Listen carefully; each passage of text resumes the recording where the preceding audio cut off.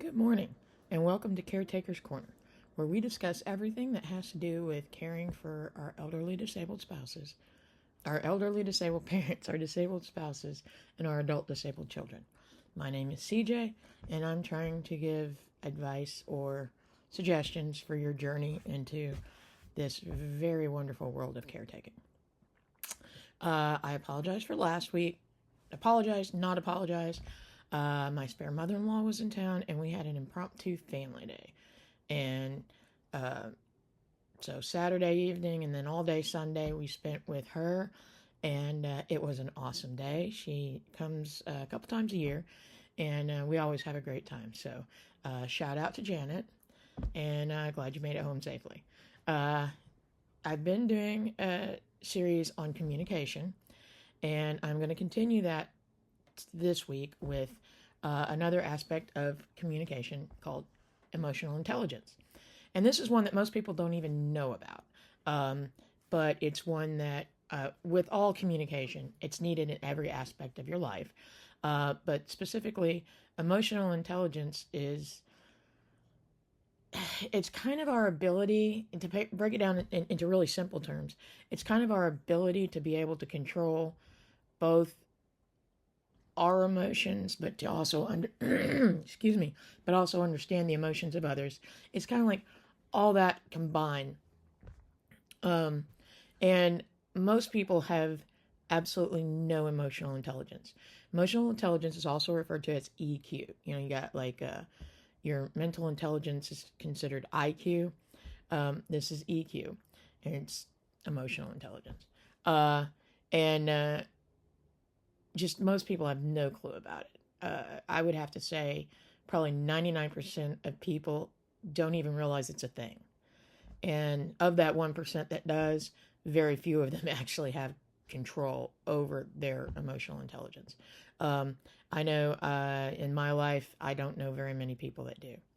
I don't even know very many people that actually know what emotional intelligence is. So let's get into this. And emotional intelligence, often called EQ, is the ability to understand and manage your own emotions, as well as recognize the emotions that recognize and influence the emotion of others. It involves skills like empathy, which we discussed 2 weeks ago, self-awareness, which we will discuss, and I mean it comes up in every one of them, and relationship management, which we'll discuss at some point. So all aspects of communication and our social interactions, which for caregivers is a very big deal. Why is emotional intelligence important to caregivers? Seems pretty obvious, but caregiving for the elderly, disabled, and adult disabled children can be incredibly demanding, both physically and emotionally. Oh, wow. So emotionally. Emotional intelligence can help you with managing stress, communicating effectively, building strong relations, and providing compassionate care. So, with managing stress, obviously, caregiving is high levels of stress. We're constantly on edge, and that's not good for us emotionally, mentally, or even physically, because the more stressed out you are, the more cortisol your body produces, because it goes back to when you're really stressed out, your body thinks you're in a fight or flight scenario. And so it produces cortisol to give you that energy to flee. And so by controlling our stress, we can really help our bodies physically. EQ will equip us with tools to regulate our emotions, keep us calm, preventing burnout, and making sound decisions even in challenging situations. So the more stressed out you are, typically the worst decisions you make. Now, some people work really well under stress, and they make great decisions, and they come up with very creative ideas and solutions to problems. Most people do not work well under stress, and you're going to make really bad decisions. It's kind of like when you go to a casino. That's why they have all those noises and the ding ding dings and all the music really loud and all that. It's because it provides you with all that stimulus, and it sticks your body in an adrenaline. And that way you will make bad decisions to keep hitting that button even though you know you shouldn't. Same concept, really. You want to try, and if things start getting stressful or high emotions, you want to walk away. Or take care of the immediate problem, make no big decisions. That's like when somebody passes away or when somebody gets really, really sick. They tell you not to make any decisions for at least 1 year, because any decision you make within that year will not be a well-made decision. It will not be it will be an emotionally charged decision, and typically those are not good decisions. It helps you to communicate effectively, and as we have discussed with caring for the elderly and possibly dementia, and especially adults who have become disabled, not grown up disabled, but have become disabled. Communicating can be difficult. They're grieving. I'm sorry about my voice today. They're grieving, and it makes it very difficult. They're emotional. They're going through a grieving process, and we have to deal with them lashing out at us and not intending to make us feel guilty. But that is what they do. And we need to understand we're not guilty of it. But we're having to deal with that. And so trying to break through their emotional situation, it takes a lot of work to get that communication going. And understanding the emotions of those that we care for really helps us to be able to communicate with them.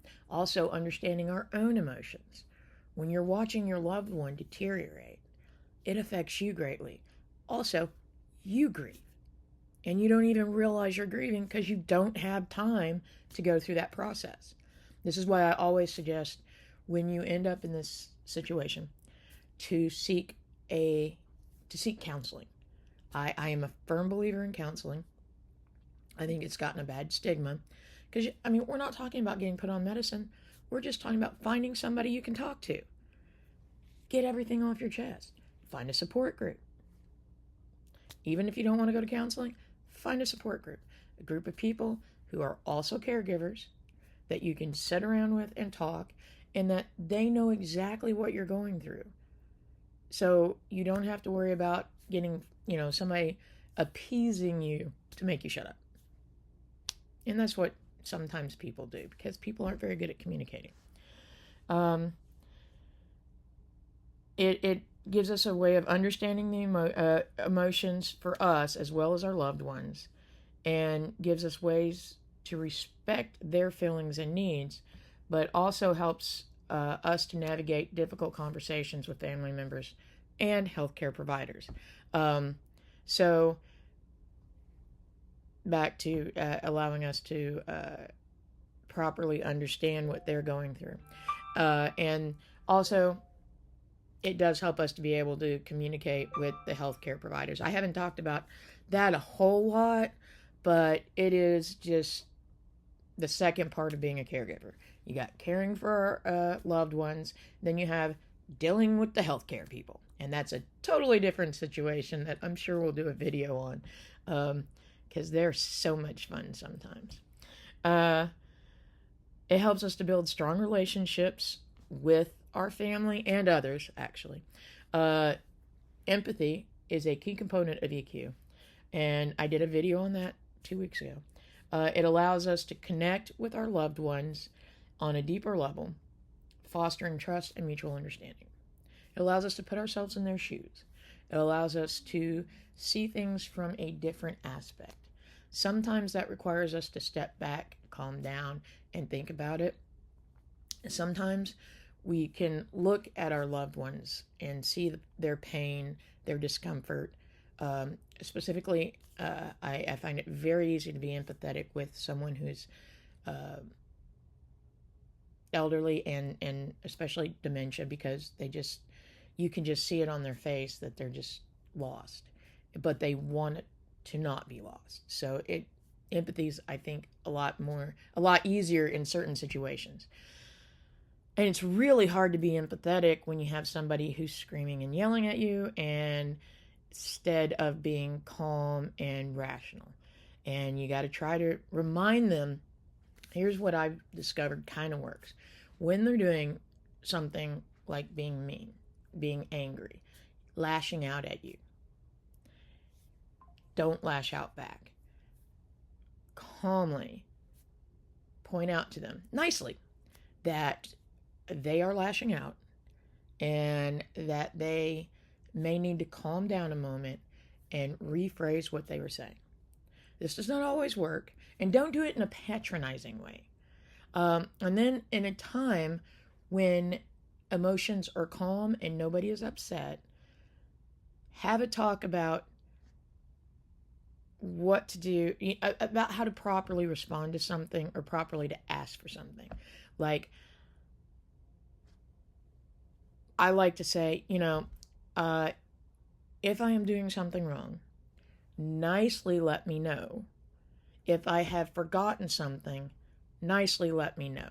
Don't do it patronizingly, and don't be mean to me. Don't yell at me, and don't be a smart aleck. Just nicely remind me, hey, you forgot to do this, or hey, I don't like that. Hey, I have a migraine, la-di-da. We have a lot of, in our house, we have a lot of light sensitivity with individuals and noise sensitivity because of conditions. So I like opening up the curtains and listening to stuff, and I forget that people are asleep, and I'll start using machinery and stuff. And I forget about warning people, hey, put your earphones on and stuff.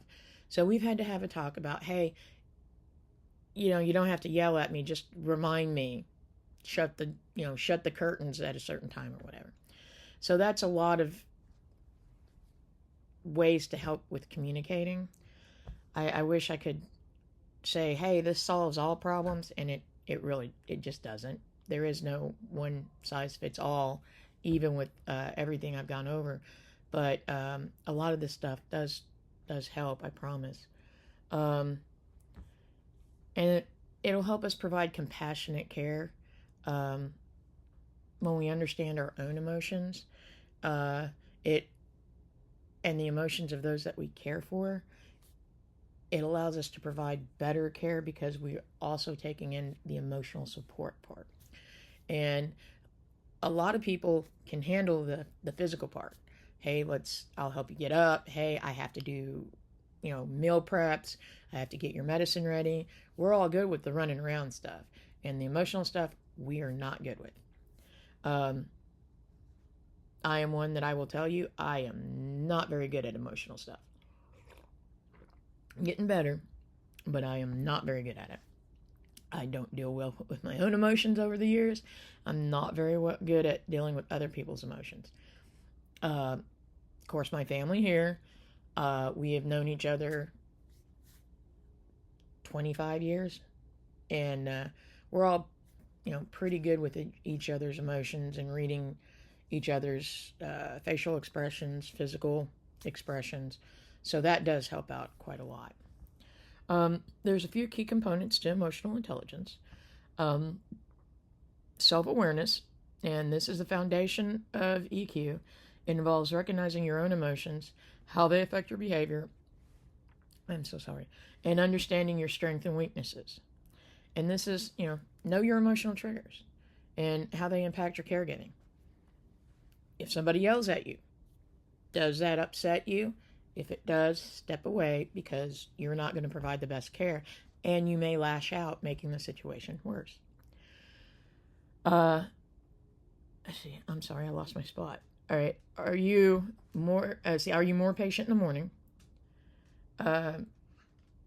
Do certain behaviors from your loved one set you off? And understanding these patterns obviously will help you manage your reactions proactively. I know that I do a lot better work before 5 p.m. And I have a lot better energy and stamina.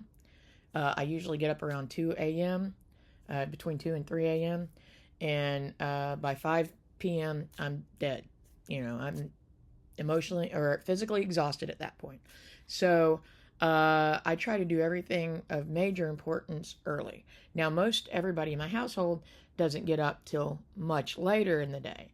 So by the time I'm getting home, or by the time my day ends, like today, I'm working 6 days a week right now, and so I have one day to get everything done, which is why there was no video last week. So by the time 5 p.m. comes today, I'm going to be spent. And I know that any interaction I have after that, I have to be very careful because I could take something wrong because I'm tired. And that's an important thing for us to remember. I'm fresher really early in the morning. Then by the time people start waking up, I'm starting to kind of wind down. And so you got to remember that because they're fresh, well, as fresh as they may be. And they may not know how many spoons they have that day. I know I usually wake up, I have full spoons ready to go. Not so much with most of the people in my house. When they wake up, they may have a varying number of spoons. They may not have any spoons at all. And I have to remember that I have to control myself because I know most of them will not wake up and be ready to go. So, self-regulation, this is the ability to control and redirect disruptive impulses and moods. It helps us to think before acting and managing our emotions in a healthy way. And so this goes back to practicing healthy ways to manage stress, like exercise, meditation, support groups. On this one, I really suggest mindfulness. Take about, if you have, I know if you have an Apple Watch, not sponsored, obviously, I think most products now come with it, where it has where it'll ring every so often. I think mine does first thing in the morning, and then later in the afternoon about my lunchtime. Hey, take a second. How are you feeling, and what are your attributes for that feeling? And it gives you a moment to go over. Meditation is a great way of doing self-awareness and mindfulness, so that you can go, you breathe. What's your body feeling? Are you extremely stressed? And this is really good to help you with self-regulation. It helps you stay more in tune with your body and know where's your tension. When I've discovered that certain things that happen in my day can cause tension in different parts of my body. And it turns out that's really important, because if I have tension in one part of my body, okay, what's going on that I missed? And that's really important. And it does help me with interacting with my loved ones, because that way I know, okay, I'm tense and this is why. So, social awareness, this involves empathy and understanding of the emotions of others, which, are those we care for. It helps us to build our relationships, communicate effectively, and navigate social situations. And when you're a caregiver, you don't have a lot of social situations usually. But usually all of them you have are with doctors. So, but we still need to maintain, because especially dealing with the healthcare professionals, that can really be stressful. They're not very good sometimes at communicating with us, and it's really hard for us to communicate with them sometimes. They make it difficult. I'm not going to lie. They're not very good at talking, so we have to remember that. And then EQ is really good for relationship management, and this is just with everybody. People with disabilities and age-related conditions may move slower, may repeat themselves, and have difficulty communicating. We have to be patient, and we have to listen actively and understand they're doing their best. And of course, that goes back to my previous video about sometimes you have to be creative with your communications. And tips for developing good emotional intelligence. It takes time and practice, okay? But practice self-reflection, back to meditation and mindfulness, seeking feedback, asking people to help you, remind them to be nice, and kind but honest. And this is really with your strengths and weaknesses to help you be able to communicate better. Practice active listening. Don't multitask. Put the phone down, stop what you're doing, and physically turn and listen to your family member. I'm really bad about that because I have a lot of stuff to do most of the time, as all caregivers do. We have to remember to stop and take time for that family member. I know I try to spend time with Barbara every evening where it's just her and I. Sometimes that works out, sometimes it doesn't. Work on developing empathy. That will really help you to be able to pay more attention to your family member and to see when they're having issues. And find healthy ways to manage stress. Yoga classes have started back up, so that will really help me out a lot. I was able to go to the first one, and then I was sick for the second one, but I'll be there Monday. Love yoga. It really helps out. Remember, emotional intelligence is a skill that can be learned and developed over time. By focusing on these key components and practicing with the tips I've given you, you can improve your emotional intelligence and become more effective and a compassionate caregiver. And it's very important that, because for some of our people that we're taking care of, that's all they got is communicating. You have somebody who can't walk, you have somebody who's quadriplegic. All they have is the ability to talk. And we have to remember, some of our folks don't have that ability. Some of our folks, that's all they have. So we really need to work on being able to communicate. We need to work on the fact that there's not only verbal communication, there is sign language, there is body language, and we need to be able to read all of that. So I hope this helped you. Let me know if you'd like me to elaborate on anything that I've discussed. Obviously, some of the things I will still be doing videos on. I hope you find this helpful, and if you do, I hope you like, subscribe, and share, and leave a comment down below, and let me know if this has helped you, if there's anything else you'd like me to discuss. If you hate my videos, just let me know in the video in the comment section. Have a great week, and I will see you next week, and have fun being a caregiver.